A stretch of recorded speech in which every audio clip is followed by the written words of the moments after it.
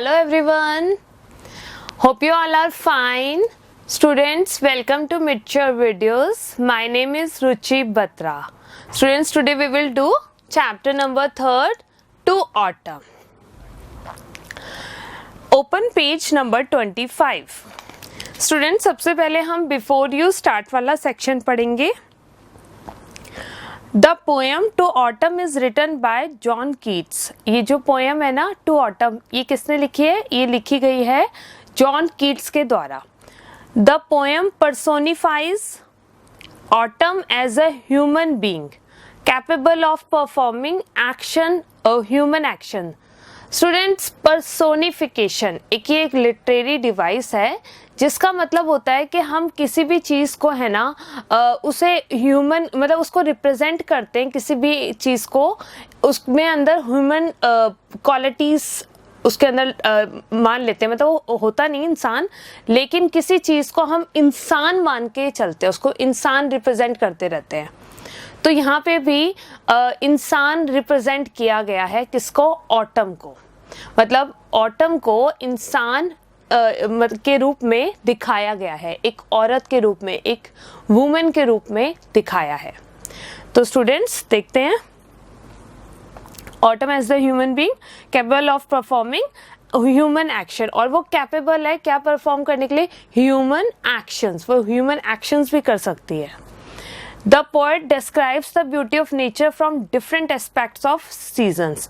तो poet क्या करता है यहाँ? describe करता है किसे? beauty of nature, nature की सुंदरता को from different aspects of season. यानी कि अलग अलग सीजन के अलग अलग पहलुओं से सीजन के वो उसे describe करता है. तो स्टूडेंट्स, जो आज हम पोएम पढ़ने वाले हैं ना, ऑड टू ऑटम, जिसका नाम है टू ऑटम, वैसे इसका पूरा नाम है ऑड टू ऑटम. तो ये जो ऑड है ना, ये बहुत ही ब्यूटीफुल ऑड है जो कि रिटन बाय जॉन कीट्स है.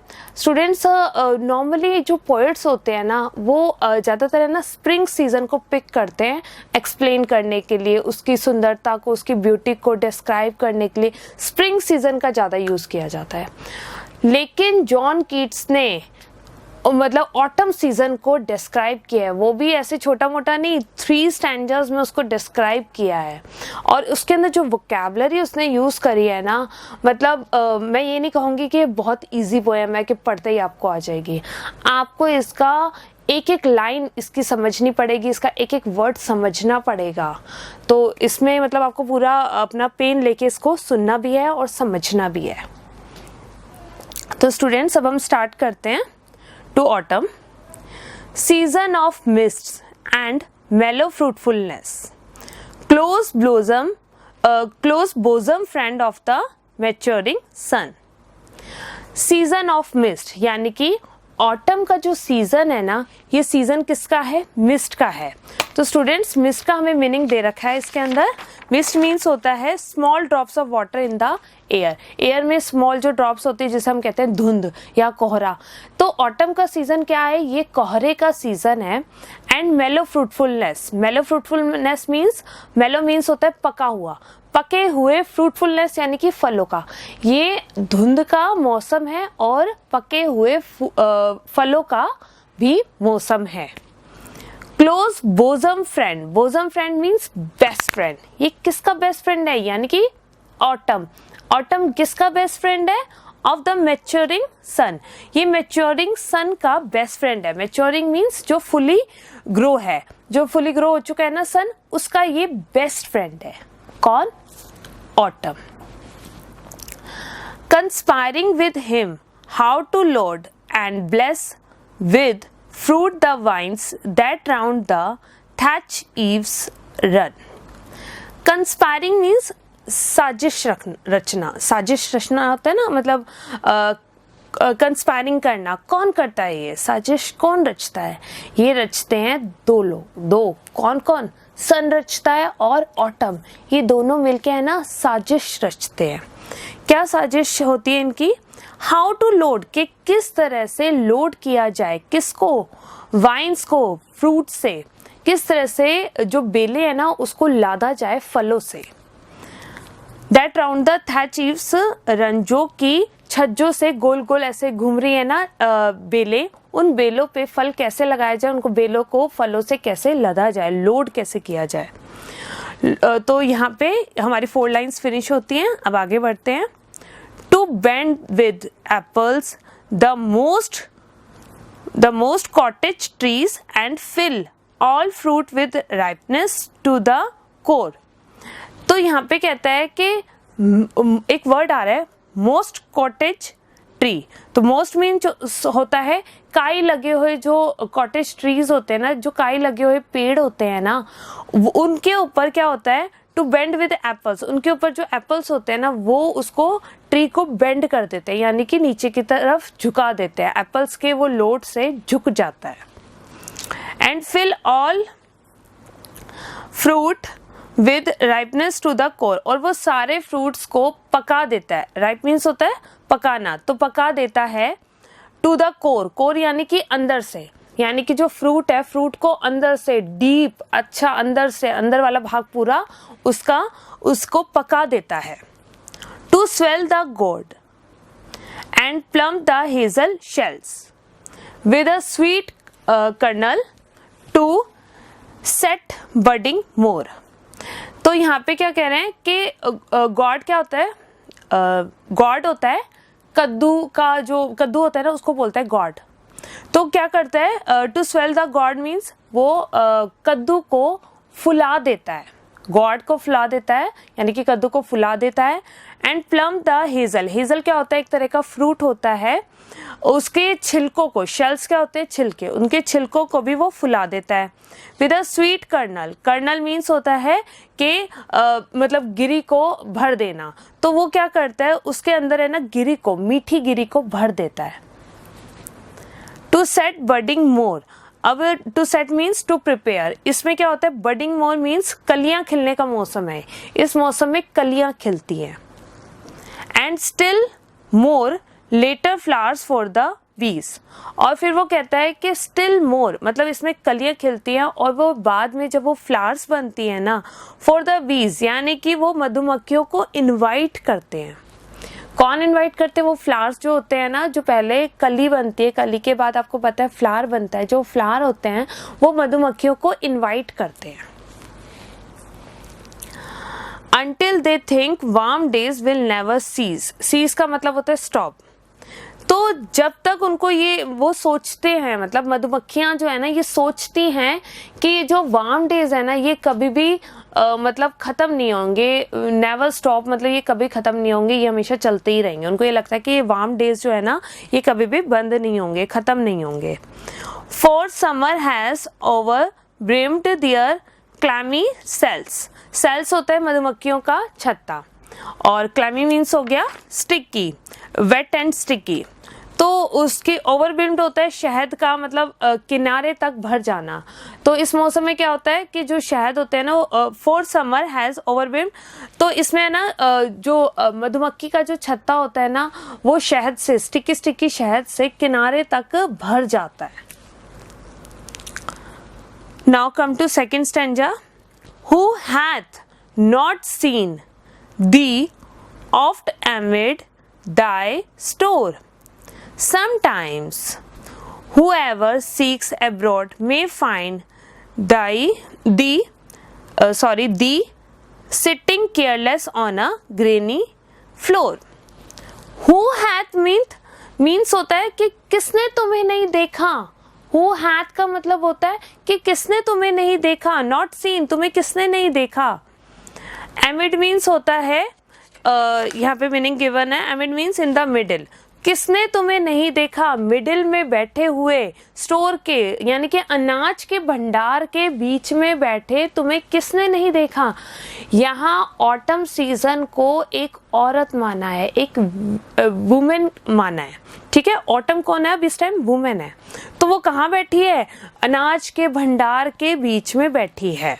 तुम्हें किसने नहीं देखा, और इसमें बोल रहे हैं कि तुम्हें किसने नहीं देखा, अनाज के भंडार में बीच में बैठे किसने नहीं देखा। Sometimes whoever seeks abroad may find thee sitting careless on a grainy floor। इसका मतलब कि कभी कोई जो अब्रॉड जा रहा हो यानी कि बाहर जा रहा हो तो वो भी तुम्हें देख सकता है केयरलेसली, मतलब केयरलेस मतलब केयरलेसली अनाज के बीच जमीन पर बैठे तुम्हें वो भी देख सकता है।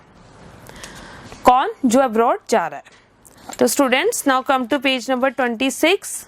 दाई hair soft lifted by the winnowing wind or on a half ripped furrow sound asleep। इसका क्या मतलब हुआ? विनोइंग विंड का मतलब क्या हुआ? जैसे अनाज के गिरने से जो हवा उड़ती है ना, उससे तुम्हारे जो बाल है ना, दाई हेयर सॉफ्ट लिफ्टेड, उससे जो तुम्हारे बाल है ना जो, तो वो सॉफ्टली लिफ्ट करते हैं यानी कि उड़ते हैं। किससे? विनोइंग विंड से। विनोइंग विंड का मतलब अनाज के गिरने से जो हवा आती है ना, उस हवा से तुम्हारे जो बाल है ना वो हिलते हैं, उड़ते हैं। और on a half reaped furrow sound asleep का मतलब हुआ हाफ रिप्ड मतलब जो फसल आधी कटी हुई है।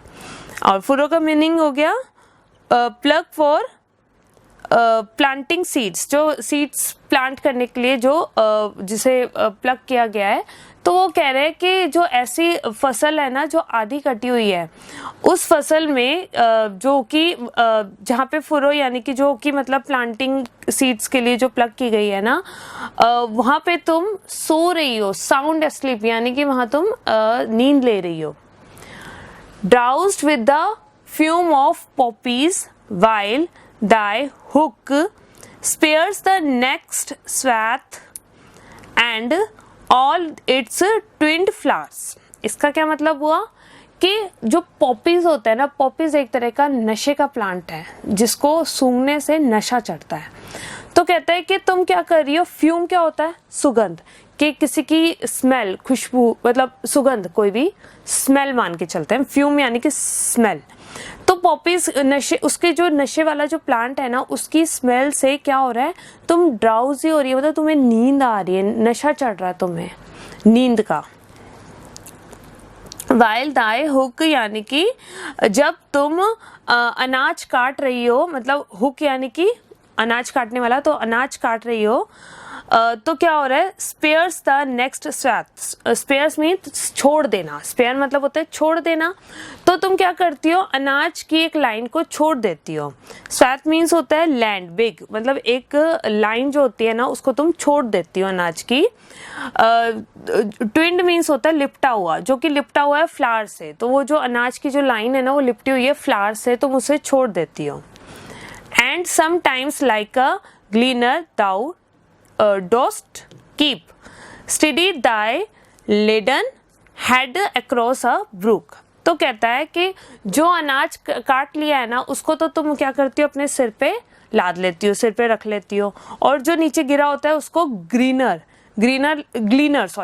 एक वर्ड आ रहा है। ग्लीनर मीन्स होता है बींदना। तो तुम उसको क्या करती हो? ऐसे ऐसे करके बींदती हो, उठाती हो। स्टेडी मीन्स बैलेंस बनाना, बैलेंस बनाती हो। और अपने सिर पे वो जो लदा हुआ होता है ना उसको लेके वो बैलेंस बना के कहाँ जाती है? Across a brook. Brook means होता है स्मॉल रिवर, एक छोटी सी रिवर होती है, उसको वो क्रॉस करती है सिर पे लाद के, मतलब इतना लदा हुआ होता है उसको लेके बैलेंस बनाती हुई चलती है और उसे क्रॉस करती है। और by a cider press with patient look. Cider press मतलब जो एप्पल का जूस निकालते हैं ना, एप्पल का जूस निकालने वाली मशीन को बोलते हैं साइडर प्रेस। तो जो एप्पल का जूस निकालने वाली मशीन है ना, तो वो क्या करती है? वो उसको बहुत ही विद पेशेंट लुक मतलब बहुत ही पेशेंस के साथ उसे देखती है।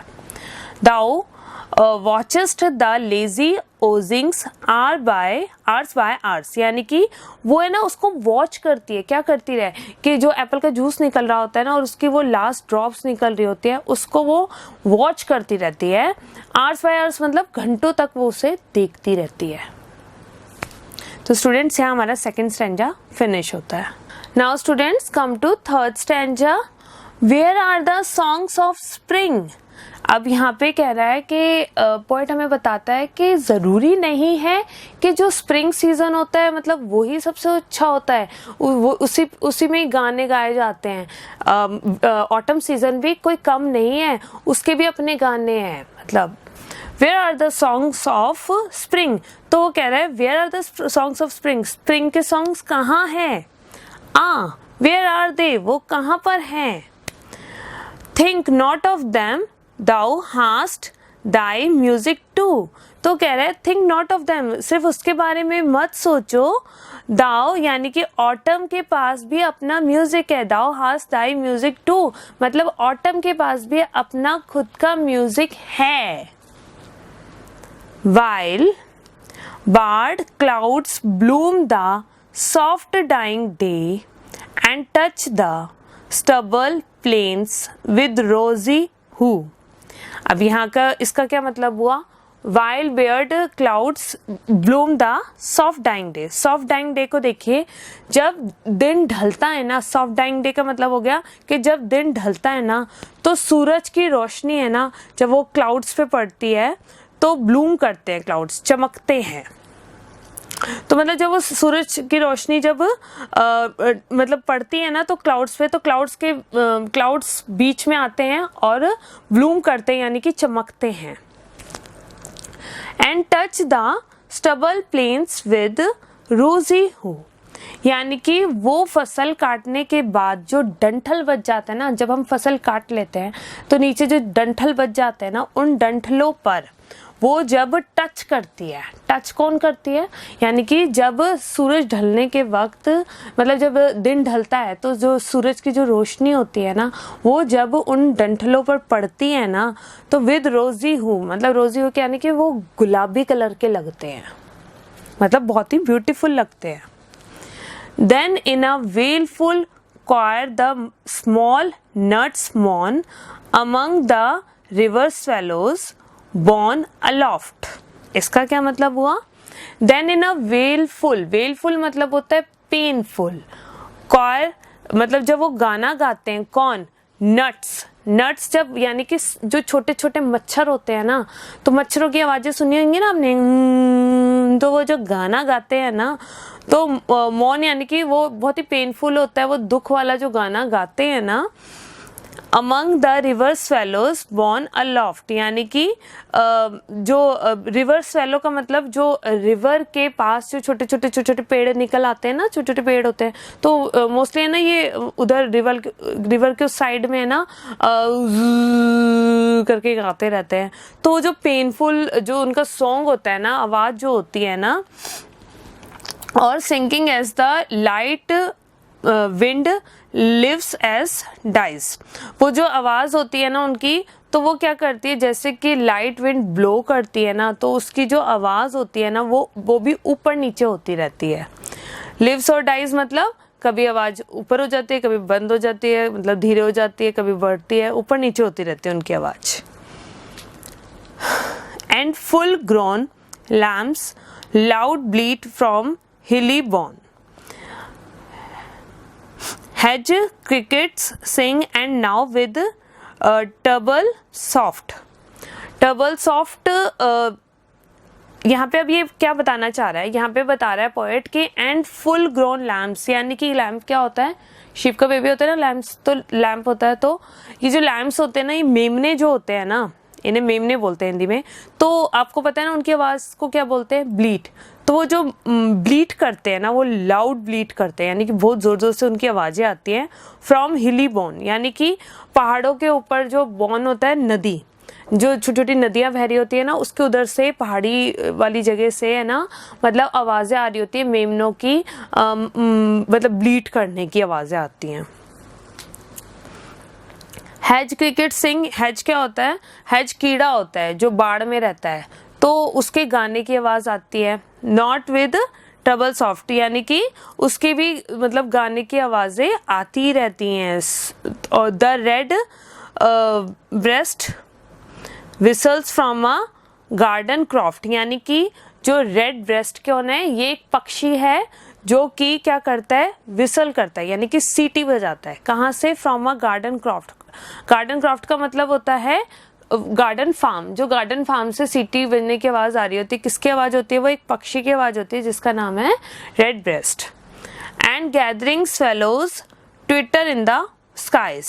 Gathering means इकट्ठे होना. Swallows means bird. Swallows bird हैं, तो जो बहुत सारी swallows होती हैं, बहुत सारी ये जो birds होती हैं ना, swallows birds हैं, तो बहुत सारी birds क्या करती हैं, gathering यानी कि इकट्ठी हो जाती हैं, and twitter in the sky मतलब और sky में जाके वो चहचहाती रहती हैं. तो स्टूडेंट्स आपने देखा इसमें कितनी अच्छी वोकैबुलरी का यूज़ किया गया है. ये पोएम आपको आई थिंक समझ में आ गई होगी. एक बार शॉर्टली देख लेते हैं कि फर्स्ट स्टैंजा में क्या बताता है. फर्स्ट स्टैंजा में बताता है कि ऑटम के सीज़न में क्या क्या होता है. ऑटम के सीज़न में फलों को लाद देते हैं और मतलब बेलों पे लद जाते हैं फ्रूट्स. और इस मौसम में जो गॉड होते हैं, गॉड जो कद्दू होते हैं ना, मतलब वो फूल जाते हैं. और जो प्लम होते हैं उसमें मतलब ये हेज़ल जो होते हैं, जो फ्रूट होता है उसके अंदर की जो गिरी होती है वो भर जाती है. फ्रूट्स को अंदर से ये सीज़न पका देता है, अंदर तक मतलब मीठा कर देता है फ्रूट्स को और अंदर से पका देता है. तो फर्स्ट स्टैंजा में हमें मतलब इससे रिलेटेड बातें बताई कि भाई इसमें कलियाँ खिलती हैं और बाद में जब वो फूल बन जाते हैं तो मधुमक्खियों को इनवाइट करते हैं. मधुमक्खियाँ आती हैं, वो अपना जो शहद से होता है ना, उनका जो शहद से उनका जो शहद से जो उनके किनारे होते हैं ना, उनके छत्तों के, वो भर जाते हैं अच्छे से. और सेकंड स्टैंजा में हम लोगों ने देखा कि ऑटम को वुमेन माना गया है, वुमेन की तरह पर्सोनिफिकेशन यहाँ वुमेन किया है.